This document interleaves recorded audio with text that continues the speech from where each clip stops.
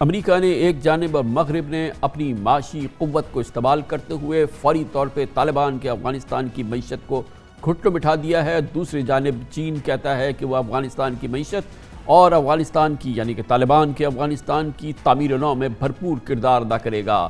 یہ سرد جنگ، اس کا میدان جنگ چین، اس پوری صورتحال پہ بات کریں گے، اور اس کے لیے ہم نے پاکستان میں خارجہ امور کے بہت ہی ممتاز ایکسپرٹ اور سینئر ایکسپرٹ ہے اور چیئرمین سینٹ قائمہ کمیٹی برائے ڈیفنس جناب مشاہد حسین سید کو دعوت دی ہے۔ ایک بار پھر بڑی نوازش مشاہد صاحب آپ نے ہمیں جوائن کیا ہے۔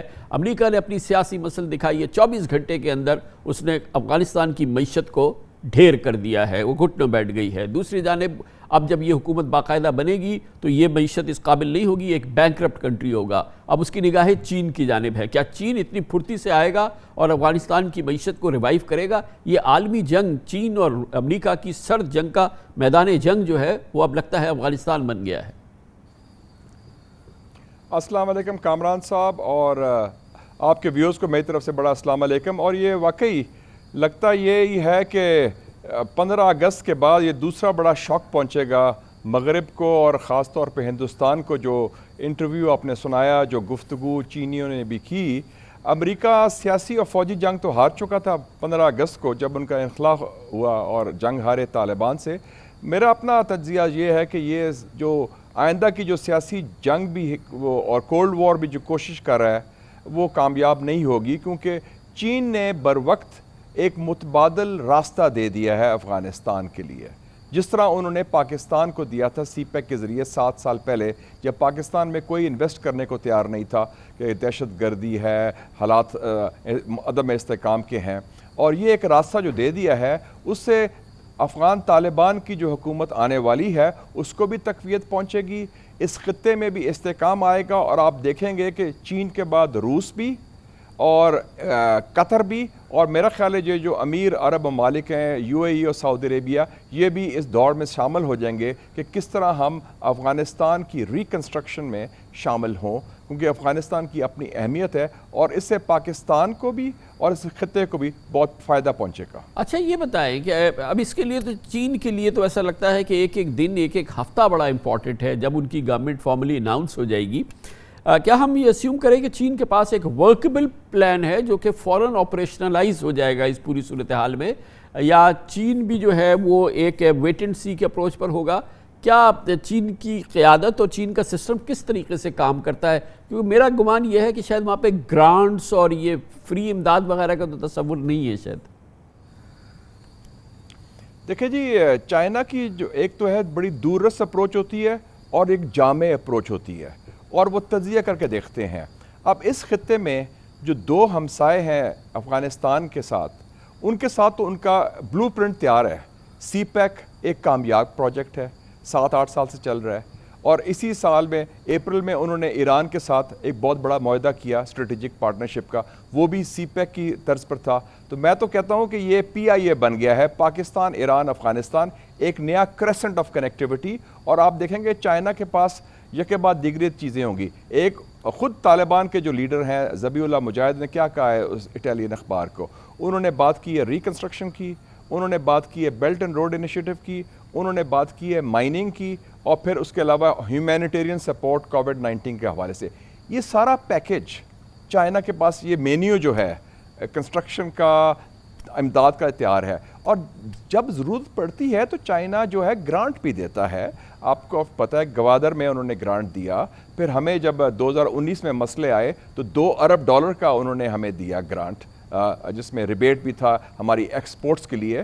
تو چائنا انویسٹمنٹ بھی دیتا ہے، گورنمنٹ ٹو گورنمنٹ بھی کانٹریکٹس کرتا ہے، سافٹ لونز بھی دیتا ہے، اور چائنا گرانٹ بھی دیتا ہے جہاں ضرورت پڑے۔ تو میرے خیال میں اس میں کمبینیشن آف فیکٹرز ہوگی۔ کیا ویسٹرن رسپانس کیا ہوگا؟ کیونکہ ایک جانب تو یہ ابتدا بڑی عجیب ہے کہ US نے جو افغان جو ریزروز ہیں ان کو فریز کر دیا ہے، دوسری جانب ویسٹ نے کہا ہے کہ ہم اپنی ساری امداد آپ کو روک رہے ہیں۔ اس ویکیوم میں اس نئی گورنمنٹ کے ساتھ جیسے آپ نے فرمایا کہ تیزی سے چائنا آ جائے گا، پھر اس میں رشیا آ جائے گا، پھر دوسرے ریجنل پلیئرز آ جائیں گے، تو ویسٹ جو ہے وہ وٹنس تو رہنا پسند نہیں کرے گا اس پوری صورتحال میں۔ پرہیپس وہاں سے بھی کچھ پھر کچھ جو ہے فینس مینڈنگ وغیرہ ہو۔ میرا خیال ہے کہ ویسٹ تقسیم ہو جائے گا سیاسی طور پر افغانستان پالیسی پر. بائیڈن اور ان کا جو حکومت ہے اور ان کے جو انتہا پسند ہیں ان کی کانگریس میں ان کی حکومت میں وہ ایک طرف ہو جائیں گے. یورپ آپ دیکھیں گے علیحدہ ہو جائے گا.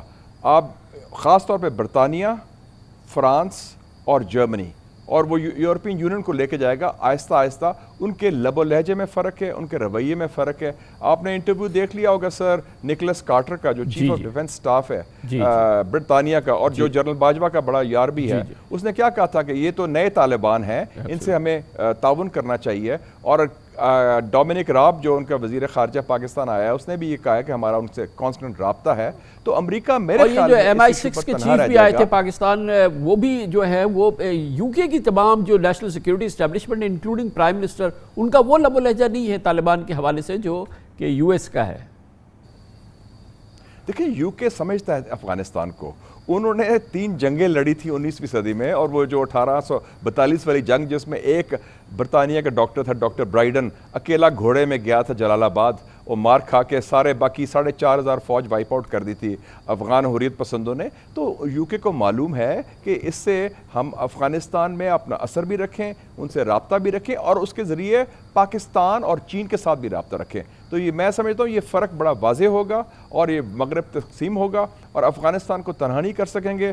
نئی ریالٹیز ہیں، نئے حقائق ہیں. یہ ایک جیو پولیٹیکل زلزلہ آیا ہے کامران صاحب اس خطے میں، اور یہ بہت بڑا ایک زلزلہ ہے. اس کے بڑے دور نتائج ہوں گے اور وہ نتائج آپ کے سامنے آنے شروع ہو گئے ہیں. اور آپ دیکھیں گے کہ ایک دم لائن لگ جائے گی لوگوں کی کابل پہنچنے کے لیے، طالبان سے ملاقات کے لیے، قربت کے لیے، گفتگو کے لیے اور تعاون کے لیے بھی. امریکہ تو ابھی دور کھڑا ہوا ہے، ایک اسپیکٹیٹر ہے، لیکن جو پراکسیز ہیں یا یہ جو بڑے کلوزسٹ امریکن ایلائز ہیں مڈل ایسٹ میں سے، وہ قطر فوراً یہاں پہنچا ہے. اب یو اے ای کی بھی کبھی ڈیلیگیشن جو ہے وہ کابل کے اندر ہے، اور یہ ایکٹیویٹی پہلے ہی شروع ہو گئی ہے. وہ اس انتظار میں نہیں ہے کہ حکومت کیا بنے گی اور کیا نہیں بنے گی. وہ تو ایک اسسٹنس اور کسی نہ کسی لیول کی اپنی انگریس جو ہے وہ آلریڈی سب سے پہلے کرنا چاہتے ہیں. کامران صاحب آپ دیکھیں ایک مسائل دیتا ہوں آپ کو. کابل ایئرپورٹ، امریکہ نے کابل ایئرپورٹ تباہ کر کے گئے ہیں، اور اب کون اس کو چلائے گا؟ قطر اور ترکی.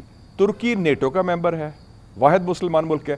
قطر وہ جگہ ہے جس میں امریکہ کا سب سے بڑا اڈا ہے، العدید ایئر بیس، اور اس میں ہزاروں امریکنز رہتے ہیں اور سب سے قریبی ساتھی سمجھا جاتا ہے باعتماد امریکہ کا خلیج میں. اس وقت سعودی عربیہ یو اے سے بھی زیادہ اس موجودہ دور میں وہ اس وقت وہ تعاون کر رہے ہیں افغان طالبان کے ساتھ کابل انٹرنیشنل ایئرپورٹ کو بحال کرنے کے لیے، فلائٹ چلانے کے لیے. تو یہ ایک واضح میسج کلیئر ہے کہ یہ جو خطہ ہے وہ اس نئی حقیقت کو اگنور نہیں کر سکتا.